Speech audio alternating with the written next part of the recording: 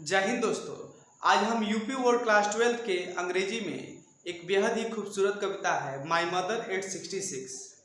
इस पे हम चर्चा करेंगे। इसकी कवित्री हैं कमला दास जी। इस कविता में कमला दास जी ने एक पुत्री और एक माँ के बीच जो गहरा संबंध होता है उसकी चर्चा की है।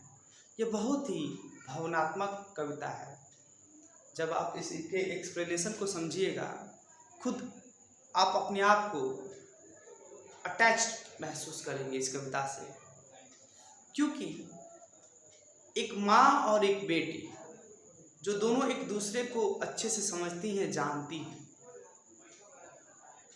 और बचपन से या कहे तो जब पुत्री गर्भ में रहती है तब से लेकर के जब तक वो उनकी शादी नहीं होती है तब तक उनके साथ रहती है, माँ के साथ।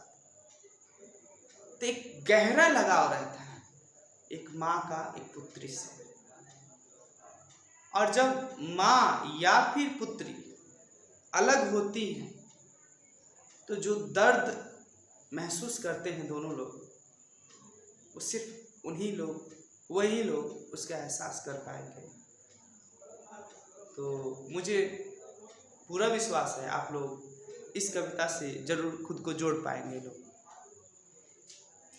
आइए इसके एक्सप्लेनेशन शुरू करने से पहले कुछ शब्दों पे गौर करें, जिससे कि इसका एक्सप्लेनेशन बेहद आसान लगे। तो पेरेंट्स PARENT लगा है, तो मैं एपोस्ट्रोफी इग्नोर करके बोलूँ तो PARENT पेरेंट मतलब होता है माता पिता। मैं यहाँ लिखना पसंद करूँगा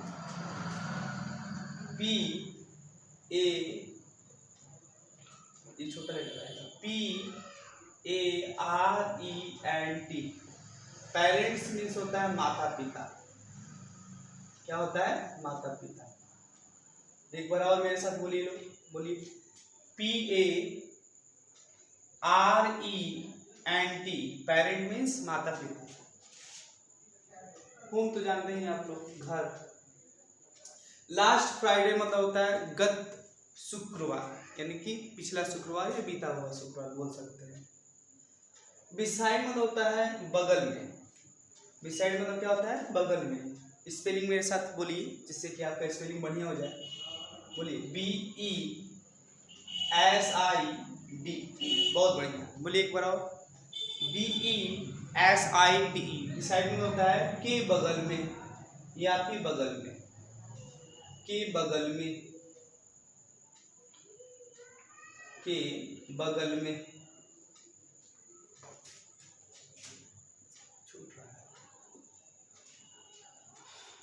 डॉज DOJD।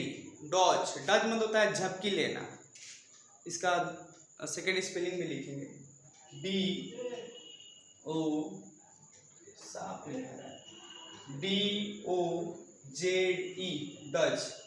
डज मतलब होता है झपकी लेना। इसका सेकेंड स्पेलिंग हो जाएगा टू टेक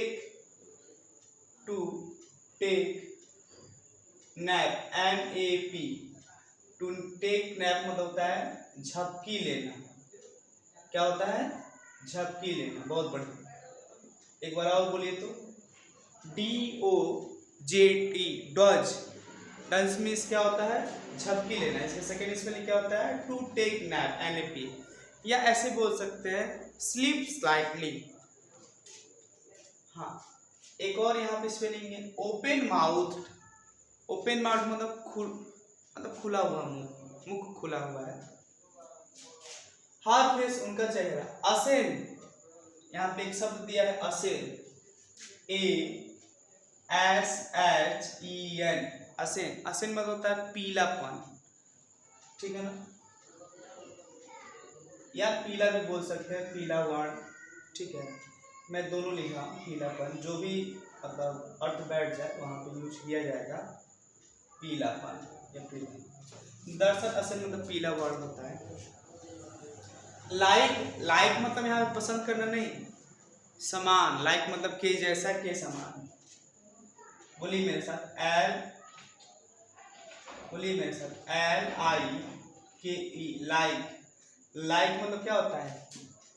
के जैसा, के जैसा या फिर के समान, के समान। ठीक है। देखिए कॉर्प्स, एक और शब्द है कॉर्प्स, CORPS। क्या बोले हैं? बोलिए मेरे साथ, CORPSE। कॉर्प्स, कॉर्प्स मतलब होता है मृत शरीर। ठीक है। डेड बॉडी, इसका सेकेंड स्पेलिंग हो जाएगा DEADBODY। डेड बॉडी मतलब होता है मृत शरीर, या लाश कह सकते हैं, एक शब्द में बोले तो लाश कह सकते हैं, शरीर। मैं दोनों लिख दे रहा हूं, या फिर लाश। ठीक है। रियलाइज्ड मतलब होता है एहसास। ठीक है। रियलाइज मतलब एहसास या एहसास होना। तो REALISED। बोलिए मेरे साथ, क्या बोले हैं? REALISED। रियलाइज मतलब एहसास होना या एहसास, एहसास या एहसास होना। क्या बोले हैं? एहसास होना। ठीक है। विद पेन, देखिए ये पेन अलग है, अब PEN अलग होता है। PEN पेन मतलब कलम, ये लिखा है PAIN, पेन मतलब दर्द। PAIN पेन मतलब दर्द। एक और शब्द इसके बदले यूज किया जा सकता है, एकदम 100% नहीं, ग्रिप मतलब होता है दुख, पीड़ा। तो क्या हम पेन की बात कर रहे हैं, पेन मतलब होता है दर्द। ठीक है, ये चीज। तो एक बार और स्पेलिंग्स पे बात किया जाए। पेरेंट, PARENT, पेरेंट मीन्स क्या होता है? माता पिता। बिसाइड, BESIDE, बिसाइड मतलब होता है के बगल में। DOJD, डज, डज मतलब क्या होता है? झपकी लेना। क्या होता है? झपकी लेना। असेन, ASHEN, असेन, असेन मतलब पीला या पीलापन। लाइक, LIKE, लाइक मतलब के जैसा या के समान। कॉर्प्स, CORPSE, CORPSE, कॉर्प्स में होता है लाश या मृत शरीर। रियलाइज मतलब होता है एहसास या एहसास होना, और PAIN पेन मतलब दर्द। आप इसे कलम कापी लेकर के नोट कर लीजिएगा, जिससे कि आसानी से तैयार हो जाए। आइए हम कविता के एक्सप्लेनेशन की ओर बढ़ें। पहले रीड किया जाएगा। बोलिए हमारे साथ, मेरे साथ बोलिए, बोलिए। Driving from my parents home to coaching. क्या बोले हैं? Driving from my parents home to coaching. बहुत बढ़िया। Last Friday morning I saw my mother beside me, Dodge, open mouth, her face ashen like that of a corpse, and realized with pain that she was as old as she looked. यहाँ पे 3 dot लगा है, यानी कि और भी कविता ये continue है, ये कविता आगे भी है। एक बार और रीड कर लीजिए, बढ़िया रहेगा। बोलिए। Driving from my parents home to coaching last Friday morning I saw my mother beside me, doze open mouth, her face ashen like that of a corpse, and realized with pain that she was as old as she looked. ठीक है, आइए हम लोग explanation start समझे। कवित्री कह रही है driving यानी कि गाड़ी चलाते हुए, फ्रॉम, FROM, फ्रॉम मतलब से, माई पेरेंट्स, माई मतलब मेरे या अपने, पेरेंट्स मतलब माता पिता के, होम मतलब घर, कहाँ?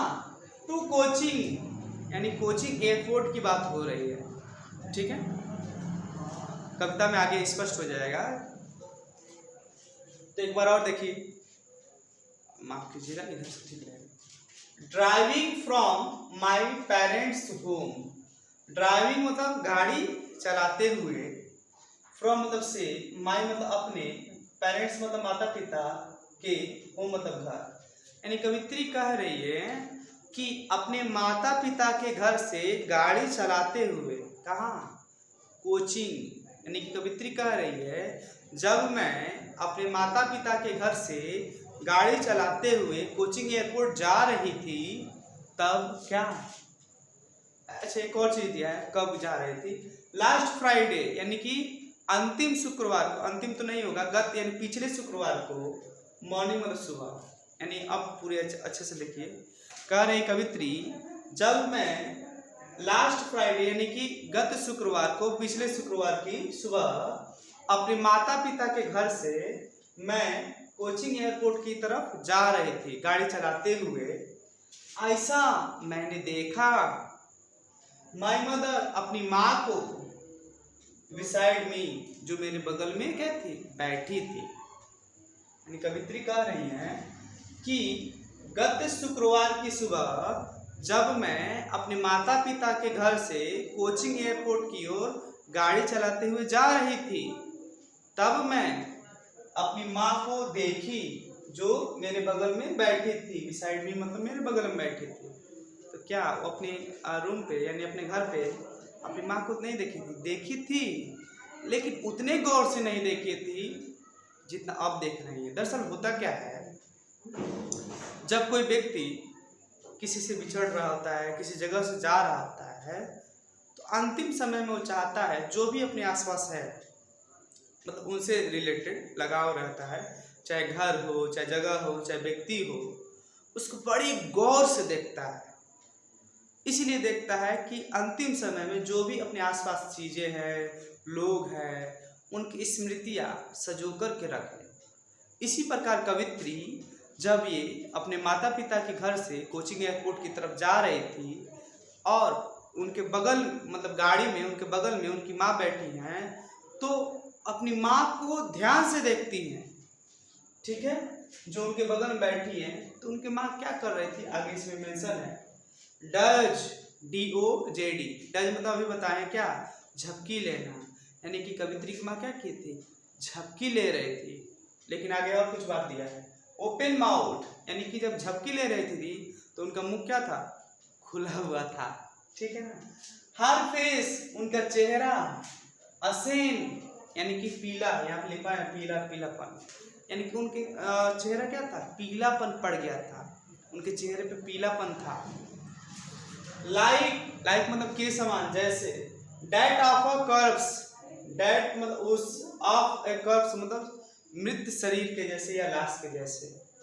मतलब कवित्री कह रही हैं कि जब मैं पिछले शुक्रवार की सुबह अपने माता पिता के घर से कोचिंग एयरपोर्ट की तरफ गाड़ी चलाते हुए जा रही थी तब उन्होंने अपनी माँ को ध्यान से देखा जो उनके बगल में क्या की थी, बैठी थी। हालांकि बैठी नहीं थी वो, रियल में वो क्या कर रही थी, झपकी ले रही थी। तो क्या कर रही थी, उनकी माँ झपकी ले रही थी और उनका मुंह खुला हुआ था।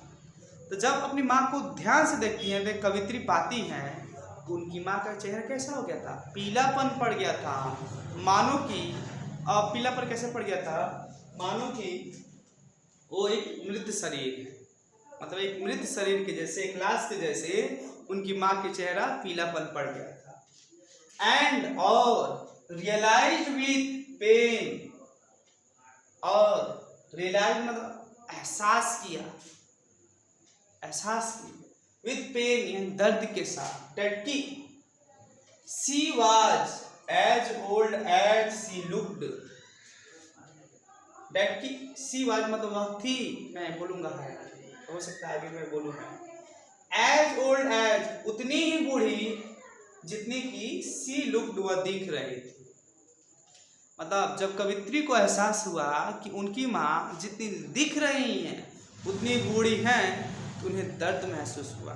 किस बात की दर्द हुई, कल्पना आप लोग कर सकते हैं कि अब उनकी माँ बहुत बूढ़ी हो चुकी हैं और शायद अपनी माँ से अंतिम मिलन हो, या ऐसे बोले अपनी माँ को अंतिम बार देख रही हो, शायद वो आगे अपनी माँ से न मिल पाए, न देख पाए, यानी कि कह सकते हैं अभी उनकी माँ की जीवन अवधि बहुत कम है, इस बात का उन्हें तकलीफ होता है। आइए मैं कम शब्दों में, कम समय में, माफ कीजिएगा, कम समय में इसको एक बार और एक्सप्लेनेशन केवल हिंदी में हुआ। कवित्री कह रही हैं कि पिछले शुक्रवार की सुबह जब मैं अपनी माँ के घर से कोचिंग एयरपोर्ट की तरफ गाड़ी चलाते हुए जा रही थी, तब क्या की, तब वो अपनी माँ को ध्यान से देखी जो उनके बगल में बैठी थी, झपकी ले रही थी, और उस दौरान उनका मुख क्या था, खुला हुआ था, मुख खुला हुआ था। और तब पाती हैं, जब अपनी माँ को देखती हैं तब पाती हैं तो उनकी माँ का चेहरा, कवित्री की माँ का चेहरा क्या हुआ था, पीलापन पड़ गया था, मानो कि कोई मृत शरीर हो, कोई लाश हो।